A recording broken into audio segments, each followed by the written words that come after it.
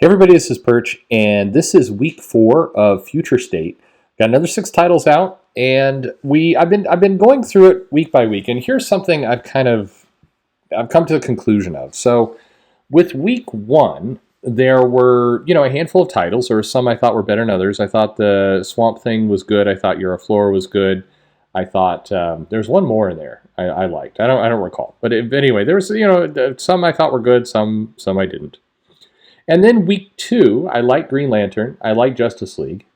But it felt, the stories, there was this, I described it as I'm not a big fan of the Magistrate and everything that's going on there. I don't care for that police state kind of storyline that they have there. It just feels old. But now I'm thinking I got it wrong, that it wasn't so much the Magistrate, it was that some of this stuff it felt like I've seen all this before. And for a bold new look at the future, it felt like some creators were pulling it off real well, and others were just giving me something that it didn't feel new.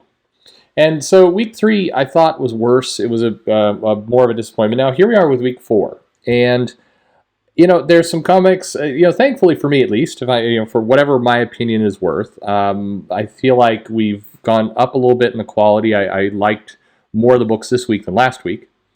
But it really hit home as I'm looking at some of these that this does feel more like Convergence than I think DC would like you to believe. It feels like a lot of these stories are unimportant or they're throwaway stories. Even when they're good, it's like that almost makes it worse. It's like, oh, there's some good things that are going on here. I doubt this is going to carry forward. I'm taking Jeff Thorne at his word, because he said that he's carrying a lot of his ideas, forward. Obviously, Future State is in the future, and then we're going to go back and kind of figure out how some of this stuff happened. But I'm keeping his word that he's going to take this stuff and have it mean something. But for some of these stories, it's hard to believe that these actually mean anything in the grand scheme of things. Like, are we? And this is a problem with forward time travel kind of stories in general. If DC saw this with Future's End, we had this with 1 year later. This has happened before, and the challenge is when you kind of flash forward, are you flashing forward to a pivotal moment in time, in which case are you giving away some major spoiler, it's going to happen in the future, or are you flashing forward to like just some random storyline? So, for example, pretend for a moment it's the year 2011, it's 10 years ago, and the DC decides to flash forward and show you glimpses of what would be happening in 2018 along the rebirth lines. Well, some of those flash forwards would be pretty huge. It would be important. Some would be confusing, like what's going on with the Flash and Batman and his button thing. And then others would be completely, nonsensical. I mean, Aquaman was a decent book, and Hawkman I liked during that time period. But if you flash forward to a storyline, would it really? I mean, it wasn't a major moment. It was just any old storyline. That's how kind of some of this stuff feels. But anyway, enough preamble. I do still like that different people are liking different things out of this book, out of Future State. It's nice to see a diverse amount of opinions on what works and what doesn't. I'll just throw this out there. I thought we got Last God and Batman White Knight Harley Quinn this week. Last God is great, and Harley Quinn is really good. Like that story has...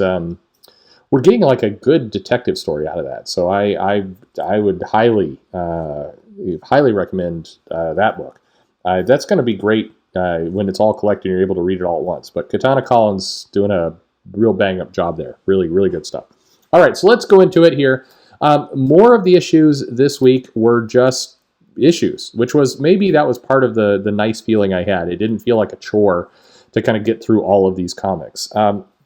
Leading off with Aquaman. So Aquaman is, primarily focused on Jackson Hyde. And so we get this bit. He's basically in the now, and he has escaped some prison where he's held. But this time, as he escapes, he spots something. It makes him cheerful. And when he's back in his underwater prison, all this time together, he's now more talkative, and the hope has been restored to him. And so what happened there? So 6 years back, we basically get this story of him and Aquaman Mara's daughter, and the dynamic is good. I like the dynamic between the two of them. I like that it's kind of flipped the roles a little bit, that Aquaman's daughter has some powers, but she's not completely in control of them. And they basically something weird goes on, they shift, they go to another dimension or somewhere in the confluence, and they are, so they're telling this story in flashback, but it's a good story. I think the Aquaman book I was pretty happy with. I thought they were doing some different things with it. I have no problem. Some people have, I'm seeing the usual. It's like, oh, it's a black guy and a woman.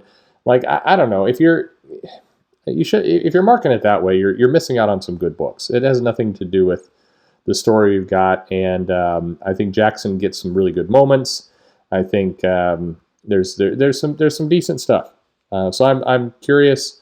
I'm curious where this goes. This is a two-part story where it feels like we're going to get a solid two-part story. The thing that strikes me is they do a lot in just a normal comic.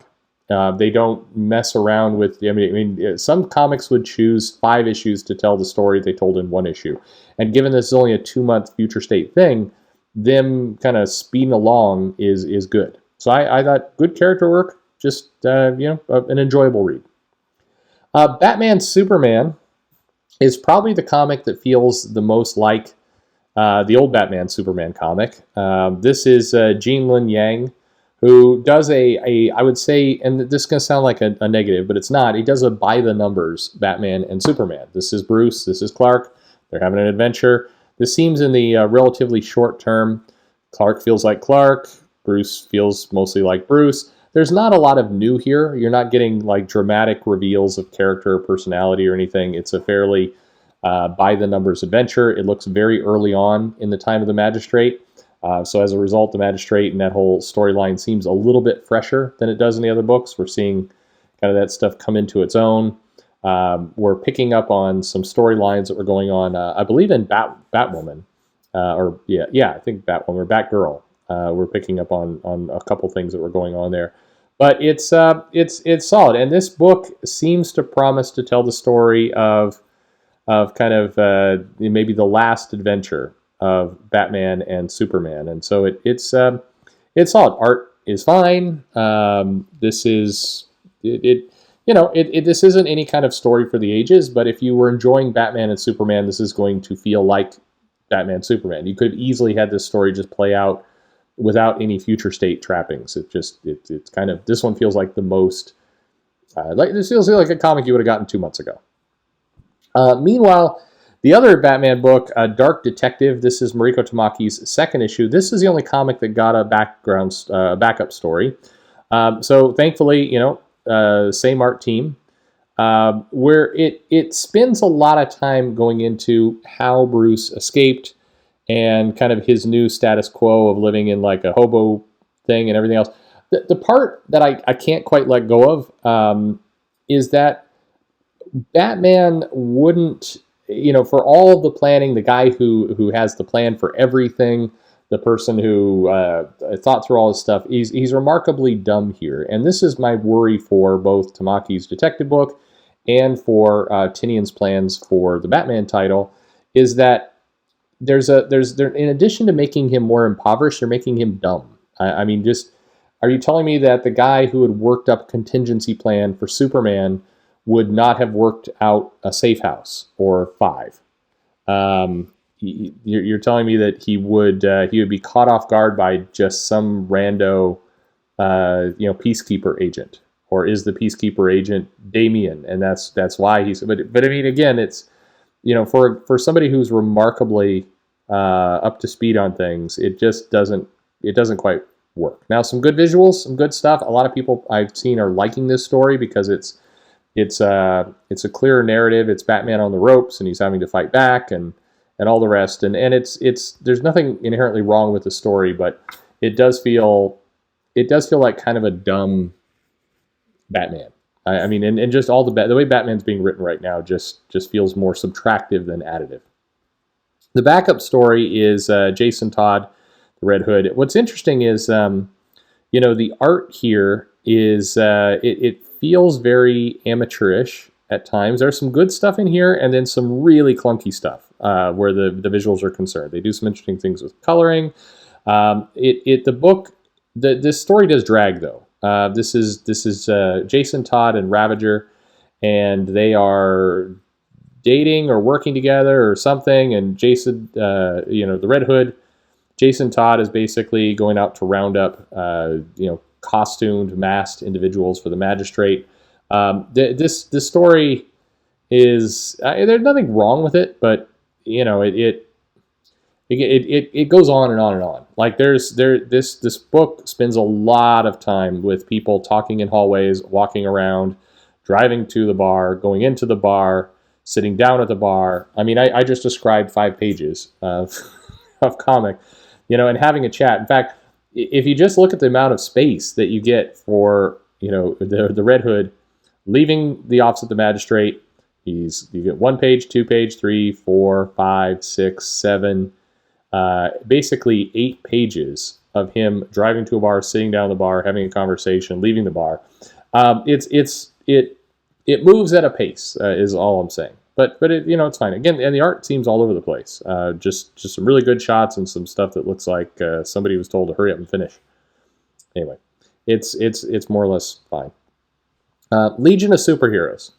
This book, Riley Rossmo, Brian Michael Bendis. This, I think, is one of the only books where Bendis is just continuing his run. He's obviously doing Legion of Superheroes set in current day, and then we see Legion of Superheroes in the future. Now, the problem with this story is that it's like, hey, the Legion is all been scattered, and they've got to come back together. And so they come back together.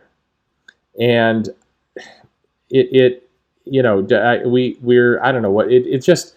There's not a lot new here. It feels like a story we've been told. We're being told. Bendis is definitely using kind of his old tricks of tons and tons of word balloons and talking.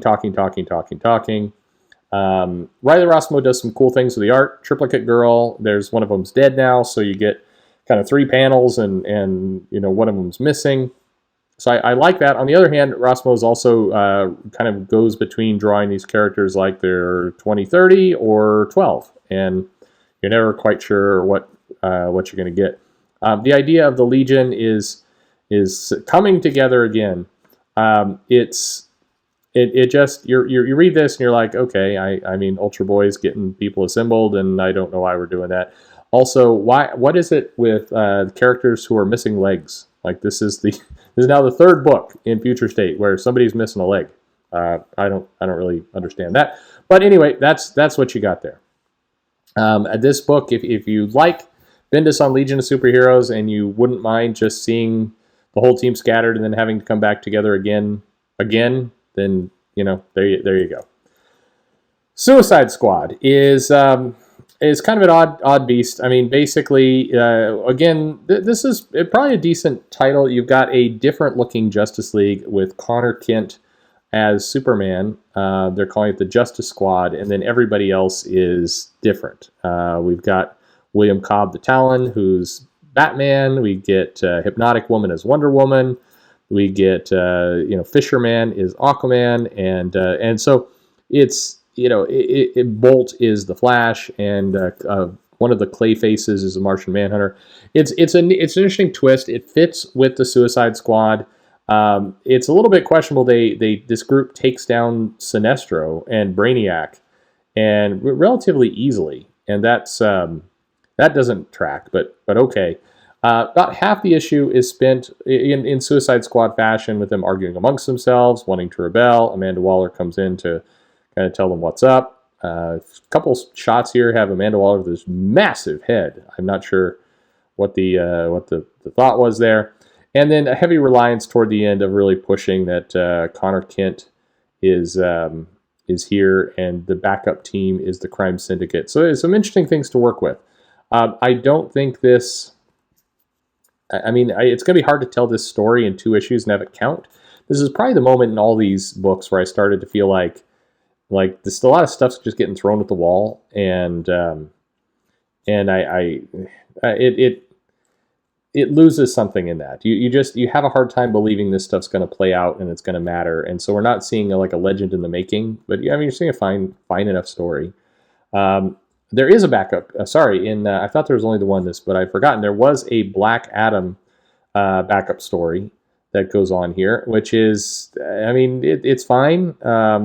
it's introducing some other parts. It's introducing Black Adam to kind of cosmic stuff. Interestingly enough, there's not a lot of Black Adam in the Black Adam story. We actually don't see too much of him. It's basically the kind of restoration of Black Adam. He's also restored to look more like The Rock. So that's an interesting trick. There, it fits, but definitely there's the artist is trying to make an older, kind of slightly looking The Rock in all this, and the book is fine. It introduces Gold Beetle. It's some crazy stuff. If you like kind of a lot of the wacky DC multiverse and different characters and everything else, you like seeing Batman dressed up like Black Panther, then this book might work for you. It all felt kind of nonsensical to me at this point, but it's not to say it was bad. It just kind of there. Finally, the last story, Imperious Lex. So this story is a little bit of an oddball one. Basically, the premise is and this is been done by Mark Russell. So it's definitely feels like more a comedy. It feels like more of like the Flintstones book he did, and some of the other things. It's got that a lot of quippy kind of humor. Characters not really acting too much like themselves, but we have the not so distant future United Planets. And they're debating to let this planet that Lex Luthor has basically taken over. Will they be able to join? And so there's a lot of kind of humor that I tend to roll my eyes with. But basically, the story is that Lex Luthor has gone to this other planet, and he rules it, and he's done so using nefarious kind of means. He's old and decrepit, but he wears a smiling Luthor mask over his face, which isn't always smiling, but it's a mask at any rate. And it's fine. It's Lex Luthor is running a planet, and Superman and Lois make out in a closet, and it's a lot of Mark Russell humor. If you like Mark Russell humor, you like those books, you will like this. It's a fairly forgettable story. You got like aliens complaining about will they still get lunch, but it's more or less fine, I guess. So like I said, this is a better week. In terms of the quality of the titles, what I enjoyed the best, probably, Aquaman's up there. I think Suicide Squad's doing some interesting stuff. There wasn't the breakout title that I've liked in previous weeks, but nothing was terrible. Legion of Superheroes felt like a complete retread, and with very little going on. But there's some bright spots to it. Batman Superman again felt like just a Batman Superman comic.